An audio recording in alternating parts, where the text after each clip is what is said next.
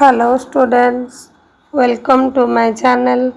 Myself Santoshi Ratha. ମୁଁ ଆଜି 7th class English book ଆମର ଏଇ ଯେଉଁ ଏଇ ବର୍ଷର ନ୍ୟୁ ଏଡ଼ିସନ୍ ଇଂଲିଶ ବୁକ୍ ବାହାରିଛି ଜସ୍ମିନ୍ ତାର ଚାପ୍ଟର 1ଟି ପଢ଼ିବାକୁ ଯାଉଛି। ଚାପ୍ଟର 1ର ନାଁ ଅଛି ବୋଲେ the day the river spoke. ଠିକ୍ ହେଲା, ଏବେ ଷ୍ଟାର୍ଟ କରିବା। ଦେଖ, a big bright ear slash down her nose. ପିଲେ ଏଠି ସ୍ଲାଶ୍ ମାନେ କ'ଣ କହିଲ, ଚକଚକିଆ, ଅର୍ଥାତ୍ ଏକ ବଡ଼ ଚକଚକିଆ ଲୁହଟୋପାଟେ ତା ନାକ ଉପରେ ପଡ଼ି ଛିଟିକି ଗଲା। କାହାର କହିଲେ ପିଲେ, ଏଇଠି ଜାହ୍ନବୀ ବୋଲି ଗୋଟିଏ ଝିଅଟିଏ, ତାର ଏକ ବଡ଼ ଚକଚକିଆ ଲୁହଟୋପା ତା ନାକ ଉପରେ ପଡ଼ି ଛିଟିକି ଗଲା। A big bright ear splash down her nose, ଅର୍ଥାତ୍ ପିଲେ ଏଠି ସ୍ପ୍ଲାଶ୍ ମାନେ କ'ଣ କହିଲ, ଚକଚକିଆ, ଅର୍ଥାତ୍ ଏକ ବଡ଼ ଚକଚକିଆ ଲୁହଟୋପା ତାର ନାକ ଉପରେ ପଡ଼ି ଛିଟିକି ଗଲା। ଆଣ୍ଡ ଆନାଦର, ଏବଂ ଆଉ ଗୋଟେ ଟୋପା ମଧ୍ୟ ସେମିତି ନାକ ଉପରେ ପଡ଼ି ଛିଟିକି ଗଲା। ଏ କିଙ୍ଗଫିଶର ସ୍ୱେପ୍ଟ ଡାଉନ୍। କିଙ୍ଗଫିଶର ମାନେ ପିଲା କ'ଣ କହିଲ, ମାଛରଙ୍କା ପକ୍ଷୀ। ଏକ ମାଛରଙ୍କା ପକ୍ଷୀ ସ୍ୱେପ୍ଟ ଡାଉନ୍ ମାନେ ତଳକୁ ଉଡ଼ି ଆସୁଥିଲା। ଇଟ୍ ୱିଙ୍ଗସ୍ ଆନ୍ arrow of blue in the sunlight, ଅର୍ଥ ସୂର୍ଯ୍ୟଙ୍କ କିରଣରେ ତାର ଡେଣା ଗୁଡ଼ିକ ଏକ ନୀଳ ରଙ୍ଗର ସର ପରି ଦେଖାଯାଉଥିଲା। ବୁଝିହେଲା କାହାର ନା, କିଙ୍ଗଫିଶରଟି ଯେଉଁ ତଳକୁ ଉଡ଼ି ଆସୁଥିଲା ସୂର୍ଯ୍ୟଙ୍କ କିରଣରେ ତାର ଡେଣା ଗୁଡ଼ିକ ଏକ ନୀଳ ରଙ୍ଗର ସର ପରି ଦେଖାଯାଉଥିଲା। And a green lizard slither down to the river said to bugs in the sun, ଅର୍ଥାତ୍ ପିଲା ଆଣ୍ଡ ମାନେ ଏବଂ ଏକ ସବୁଜ ରଙ୍ଗର ଝିଟିପିଟି ଖରାରେ ଶୋଇବା ପାଇଁ ନଦୀ କୂଳକୁ ସ୍ଲେଦର୍ ମାନେ ପିଲା ଘଷି ହୋଇ ଚାଲୁଥିଲା। ଝିଟିପିଟି ଏମିତି ପୁରା ମାଟି ସେଥିରେ ଘଷି ହେଇକି ଯାଏ ନା, ବୁଝିଲଟି। ଏବଂ ଏକ ସବୁଜ ରଙ୍ଗର ଝିଟିପିଟି ଖରାରେ ଶୋଇବା ପାଇଁ ନଦୀ କୂଳକୁ ଘଷି ହୋଇ ଚାଲିଗଲା। ବୁଝିଲଟି, ଅର୍ଥାତ୍ ଖରା ପିଇବା ପାଇଁ ସେ ନଦୀ କୂଳକୁ ଘୁଷୁରି ହେଇ ଚାଲିଗଲା। ଦେଖ ପିଲେ, dear dear said a sleepy murmuring voice, what is the matter. ମୁଁ ପିଲେ ମର୍ମରିଂ ମାନେ କ'ଣ କହିଲ, speak in a low voice, ମାନେ ଅତି ମାନେ କ'ଣ ପୁରା ଲୋ ଭଏସ୍ରେ ଧୀରେ ଧୀରେ ଜଣେ କହୁଛି, dear dear said a sleepy murmuring voice, what is the matter. ଘଟଣା କ'ଣ ପାଇଁ ତୁ ଏଠି ବସିଛୁ ନଦୀ କୂଳରେ। ସେ କାନ୍ଦୁଥିଲା ନା ବସିକିରି, କ'ଣ ପାଇଁ କାନ୍ଦୁଛୁ ବୋଲି ବା ଘଟଣା କ'ଣ ବୋଲି ପଚାରୁଛି। କିଏ ପଚାରୁଛି ଦେଖ ପିଲେ, ୱାଜ୍ ଷ୍ଟାର୍ଟେଲ୍ଡ। ଷ୍ଟାର୍ଟେଲ୍ଡ ମାନେ ପିଲା ଚମକି ପଡ଼ିଲା। Because he was sure he had been quite alone, କାରଣ ସେ ନିଶ୍ଚିତ ଥିଲା ଯେ ସେ ସେଠାରେ ସମ୍ପୂର୍ଣ୍ଣ ଏକ ଥିଲା। ଅର୍ଥାତ୍ ଜାହ୍ନବୀ ଭାବୁଛି ସେ ଜାଗାରେ ସେ ଏକୁଟିଆ ଅଛି। ଏ ଯେଉଁ ତାକୁ ଯିଏ ପଚାରିଦେଲା, dear dear said a sleepy murmuring voice, what is the matter, କ'ଣ ଘଟଣା କ'ଣ, ତୁ ଏଠି କାହିଁକି ଅଛୁ। ଯେଉଁ ସ୍ଲିପି ଅର୍ଥାତ୍ ସ୍ଲୋ ଭଏସ୍ରେ ପଚାରିଦେଲା, ସେ ପୁରା ଚମକି ପଡ଼ିଲା, କାରଣ ସେ ଭାବୁଛି ମୁଁ ହିଁ ଏକୁଟିଆ ଏଇଠି ଅଛି, ଏଇଠି କେହି ଆଉ ନାହାନ୍ତି। It could not have been the lizard, ଏହା ଝିଟିପିଟି ହୋଇନଥିବ। ତ ଜାହ୍ନବୀ କହୁଛି ଏଇଟା ତ ଝିଟିପିଟି ହେଇନଥିବ, ଯେ ତାକୁ ଯିଏ ପଚାରିଲା ଏଇଟା ତ ଝିଟିପିଟି ହେଇନଥିବ ନା। And the Kingfisher was up in the thickest of bamboo eating the fish and it had caught, ଅର୍ଥାତ୍ ପିଲେ ମାଛରଙ୍କା ପକ୍ଷୀ ବାଉଁଶ ଉପରେ ରହି ତା ଦ୍ୱାରା ଧରାଇଥିବା ମାଛଟାକୁ ଖାଉଥିଲା। ସିଏ ବି କହିନଥିବ, କାରଣ ମାଛରଙ୍କା ପକ୍ଷୀ ମାଛଟା ନେଇ ବାଉଁଶ ବୁଦା ଉପରେ ବସି ସେ ଖାଉଛି, ଏକଥା ସିଏ ବି କହିନଥିବ ନା। କିଏ କହୁଛି, ଜାହ୍ନବୀ। ଇଟ୍ କୁଡ୍ ନଟ୍ ବି ଦ ପ୍ୟାରଟ୍ସ, ଏବଂ ଏହା ଶୁଆ ବି ହୋଇନଥିବ। ତାକୁ ଯିଏ କହିଲା ଲୋ ଭଏସ୍ରେ, କ'ଣ କରୁଛୁ ଏଠି, ଘଟଣା କ'ଣ, ଏଇଟା ଶୁଆ ବି ହେଇନଥିବ। ଜାହ୍ନବୀ ଭାବୁଛି ଶୁଆ ବି ହେଇନଥିବ। Because the parrots shrieked and this was such a sleepy voice, କାରଣ ଶୁଆ ଚିତ୍କାର କରନ୍ତି କିନ୍ତୁ ଏହା ଏକ ଶୋଇଲା ସ୍ୱର ଭଳି ହେଲା। ଶୁଆମାନଙ୍କ ସ୍ୱର ପୁରା ଅତି ପୁରା ଲୋ ପିଚ୍ ନା, ଅର୍ଥାତ୍ ସିଏ ଏମିତି ବି କହିନଥିବେ ବୋଲି ଜାହ୍ନବୀ ଭାବୁଛି।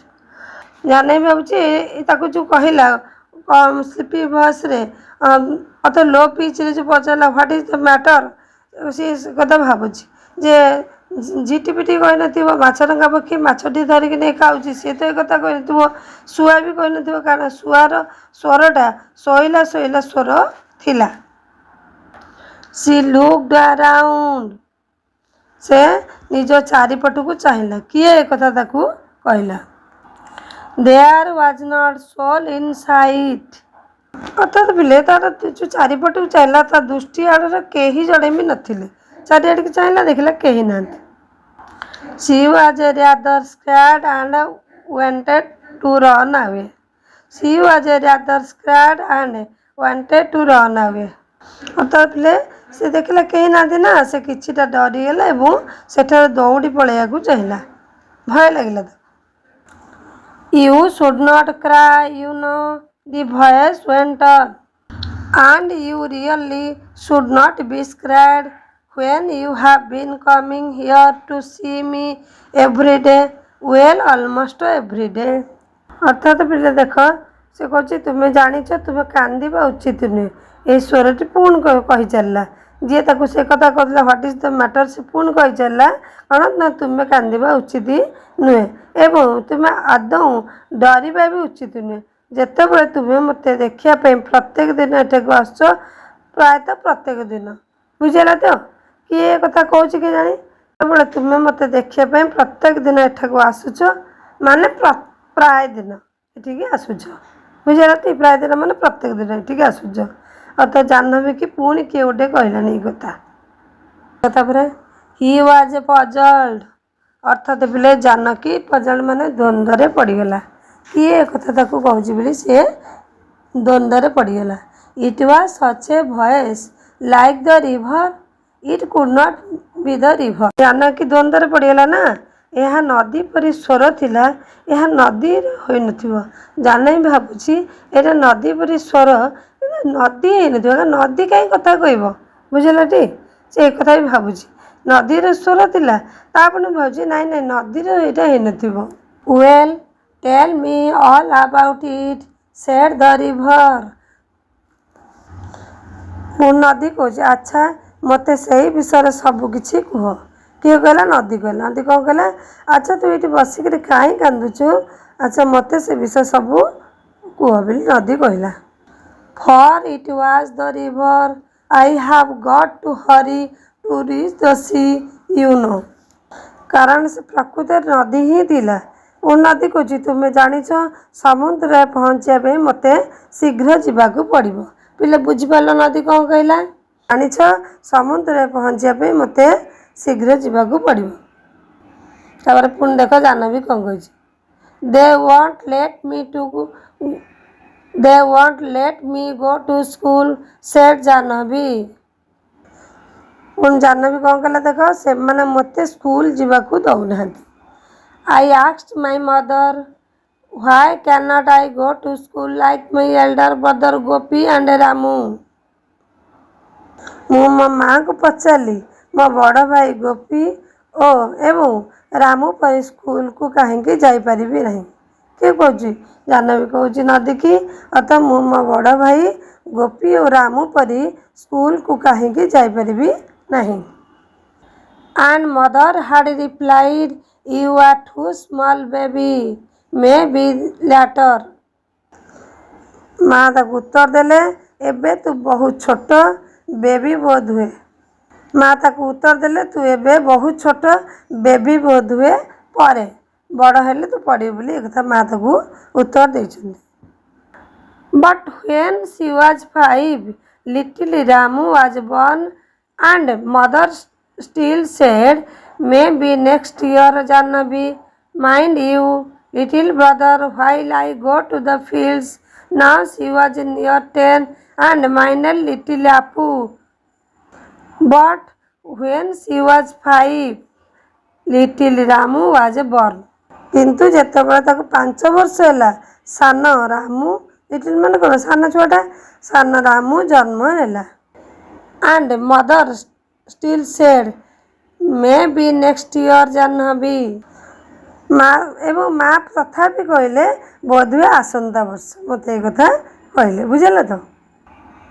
Janhvi mind you little brother while I go to fields now she was nearly 10 and minding little Apu. ପୁଣି ମା କ'ଣ କହିଲେ ଦେଖ ପିଲେ, କହିଲେ ଜାହ୍ନବୀ ମୁଁ ବିଲକୁ ଯାଉଛି, ତୁ ତୋ ସାନ ଭାଇର ଧ୍ୟାନ ରଖ। ଛୋଟ ପିଲାଟା ନା, ତା ପ୍ରତି ଟିକେ ଧ୍ୟାନ ରଖ, ମୁଁ ବିଲକୁ ଯାଉଛି। Now she was nearly 10 and minding little Apu who was the smallest. ଅର୍ଥାତ୍ ପିଲେ ପ୍ରାୟ ତାକୁ 10 ବର୍ଷ ହୋଇଗଲାଣି ଏବଂ ସେ ସବୁଠାରୁ ସାନ ଆପୁର ଦେଖାଶୁଣା କରୁଥିଲା। କିଏ? ଜାହ୍ନବୀ। ସେ ଜାହ୍ନବୀ 10 ବର୍ଷର ହେଇଗଲାଣି, ସେଇ ସାନ ଛୁଆଟା ଆପୁର ଦେଖାଶୁଣା ଅର୍ଥାତ୍ ତାର ଯତ୍ନ ନେଉଛି। ମା ବିଲକୁ ଯାଉଛନ୍ତି ନା କାମ କରିବାକୁ। ଦେ ଡୋଣ୍ଟ ୱାଣ୍ଟ ମି ଦେ ଓନ୍ଲି ସି ଷ୍ଟପ୍ଡ ୱିଥ୍ ଏ ସପ୍। ପୁଣି କହୁଛି ନା ସେମାନେ ମୋତେ ଚାହାନ୍ତି ନାହିଁ, ଅର୍ଥାତ୍ ମୁଁ ସ୍କୁଲକୁ ଯିବାକୁ ସେମାନେ ଚାହାନ୍ତି ନାହିଁ। ସେମାନେ କେବଳ ମୁଁ ଏ ସାନ ଛୁଆଟାର ଆପୁରେ ଦେଖାଶୁଣା କରିବା କଥା ସେ ଚିନ୍ତା କରୁଛନ୍ତି, ମୁଁ ସ୍କୁଲ ଯିବା କଥା ଚିନ୍ତା କରୁନାହାନ୍ତି। ଏ କଥା ସବ୍ ମାନେ ପିଲେ କୋହଭରା ହୋଇ କାନ୍ଦିଲା। ବୁଝିଲା ତ? ଏତିକି କହି ସେ କୋହଭରା ସ୍ୱରରେ ଅଟକିଗଲା। କୋହଭରା ମାନେ କ'ଣ? ଯେଉଁ କାନ୍ଦି କାନ୍ଦିକିରି ଏଇ କଥା କହିକି ଅଟକି ଗଲା। I am scared to go to school and I am so old now. ପୁଣି ଜାହ୍ନବୀ କହୁଛି ମୁଁ ସ୍କୁଲ ଯିବାକୁ ଡରୁଛି ଏବଂ ମୁଁ ଏବେ ବଡ଼ ହୋଇଗଲିଣି। They will never let me go. ସେମାନେ ମୋତେ କେବେ ଯିବାକୁ ଦେଉନାହାନ୍ତି। କହୁଛି ମୁଁ ଏବେ ବଡ଼ ହୋଇଗଲିଣି କି ସ୍କୁଲ ଯିବାକୁ ଡରୁଛି, କାରଣ ସେମାନେ ମୋତେ ସ୍କୁଲ ଯିବାକୁ ଦେଉନାହାନ୍ତି। But I want to go. କିନ୍ତୁ ମୁଁ ଯିବାକୁ ଚାହେଁ, ମୁଁ ସ୍କୁଲ ଯିବାକୁ ଚାହେଁ। ମୁଁ 10 ବର୍ଷର ହେଇଗଲିଣି, କିନ୍ତୁ ସେମାନେ ମୋତେ ସ୍କୁଲ ଯିବାକୁ ଚାହୁଁନାହାନ୍ତି, ତେଣୁ ମୁଁ ଭୟ କରୁଛି। I want to learn to read like Gopi and Ramu. ପୁଣି କହୁଛି ମୁଁ ଗୋପୀ ଓ ରାମୁ ପରି ପଢ଼ିବାକୁ ଚାହୁଁଛି। ଜାହ୍ନବୀ କହୁଛି। ଠିକ୍ ହେଲା? I want to know why spiders are yellow in yellow flowers.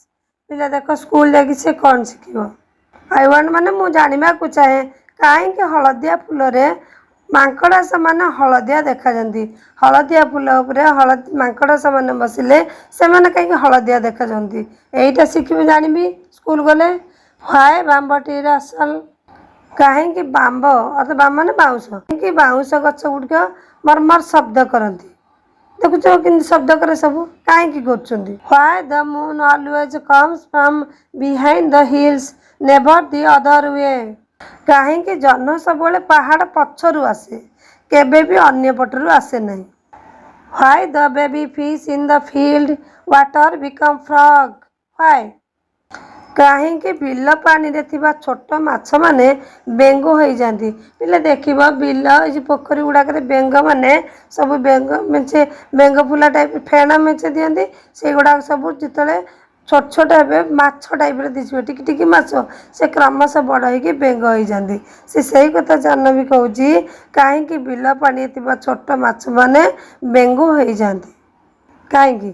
ସେ ଅର୍ଥାତ୍ ସ୍କୁଲ ଗଲେ ସେ ଏଇଗୁଡ଼ା ସବୁ ଜାଣିବ। ବୁଝିଲା ତ? Stop said river you make me breathless. ଅଟକି ଯା, ନଦୀ କହିଲା ଟିକେ ଅଟକି ଯା। ଏମିତି ନନ୍ଷ୍ଟପ୍ ତାକୁ କହିଲା ନା, ସେ କହୁଛି ଟିକେ ଅଟକି ଯା, ତୁମେ ମୋର ଶ୍ୱାସରୁଦ୍ଧ କରିଦେଉଛ। ଏତେ ଗୁଡ଼ିଏ କୋଶ୍ଚିନ୍ ଯେଉଁ କହିଲା ମୁଁ ସ୍କୁଲକୁ ଗଲେ ଏତେ ସବୁ ଶିଖିବି, ସେଇ କଥା ଶୁଣି ନଦୀ କହୁଛି ଅଟକି ଯା, ତୁମେ ମୋର ଶ୍ୱାସରୁଦ୍ଧ କରି ଦେଉଛ। So many ways I can tell you where the moon goes, the river said secretly. ନଦୀଟି କହୁଛି ଦେଖ ଏତେ ଗୁଡ଼ିଏ କାହିଁକି, ଜହ୍ନ କେଉଁଠିକୁ ଯାଏ ମୁଁ ତୁମକୁ କହିପାରିବି, ନଦୀଟି ଗୁପ୍ତ ଭାବେ କହିଲା।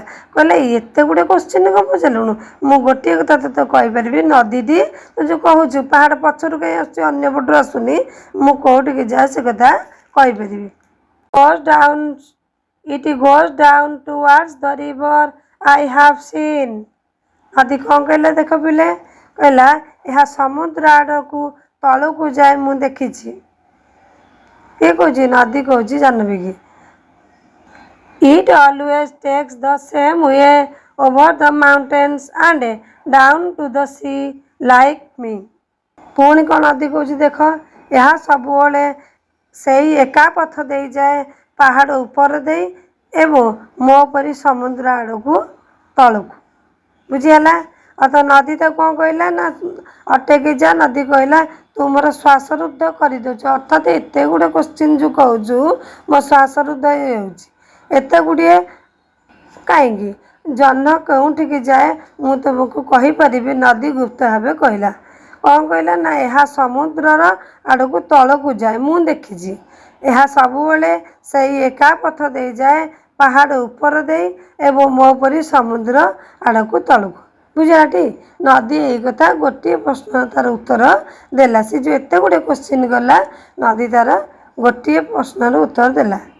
तेरे पिले यहीटा थिला द रिवर स्पोक सेक्शन 1 टा मु नेक्स्ट पार्ट रे यार सेक्शन 2 पढ़ी ठीक है।